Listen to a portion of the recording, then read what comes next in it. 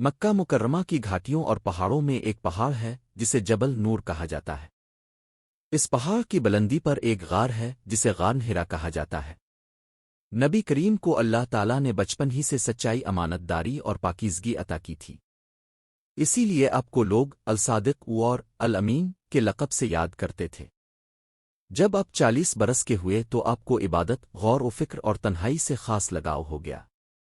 آپ اکثر غار ہرا میں تشریف لے جاتے، وہاں اللہ کی وحدانیت پر غور کرتے اور مکہ کے ماحول میں پھیلی بت پرستی، ظلم اور جہالت کو دیکھ کر دل ہی دل میں افسردہ ہوتے۔ پہلی وحی۔ ایک دن رمضان المبارک کی ایک بابرکت رات تھی۔ نبی کریم غار ہرا میں عبادت کر رہے تھے۔ اچانک حضرت جبرائیل علیہ السلام اللہ کے حکم سے غار میں تشریف لائے۔ انہوں نے کہا، پڑھیے۔ نبی کریم نے عرض کیا، میں پڑھنے والا نہیں ہوں۔ حضرت جبرائیل علیہ السلام نے نبی کو 3 بار سینے سے لگایا اور پھر فرمایا، پڑھیے اپنے رب کے نام سے جس نے پیدا کیا، جس نے انسان کو خون کے لوتھڑے سے بنایا۔ پڑھیے، اور آپ کا رب بڑا کریم ہے جس نے قلم کے ذریعے علم سکھایا، جس نے انسان کو وہ سکھایا جو وہ نہ جانتا تھا۔ یہ قرآن پاک کی پہلی آیات تھیں جو نازل ہوئیں۔ خوف اور حوصلہ۔ یہ منظر نبی کریم کے لیے بہت عظیم اور غیر معمولی تھا۔ آپ کا دل لرز اٹھا اور آپ گھبرا کر گھر واپس تشریف لائے۔ المومنین حضرت خدیجہ رضی اللہ عنہا کے پاس پہنچ کر فرمایا، زمن لاون، مجھے اوڑا دو۔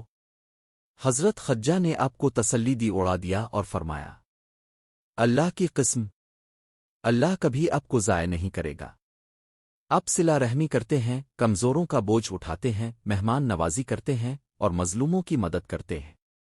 ورقہ بن نوفل سے ملاقات۔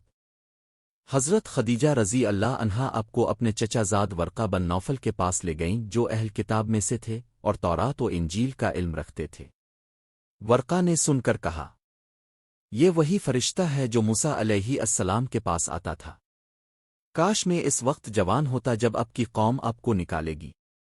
نبی کریم نے تعجب سے فرمایا، کیا وہ مجھے نکال دیں گے؟ ورقہ نے جواب دیا، جی ہاں، جو کوئی بھی اب جیسا پیغام لایا ہے اس کی قوم نے اس کی مخالفت کی۔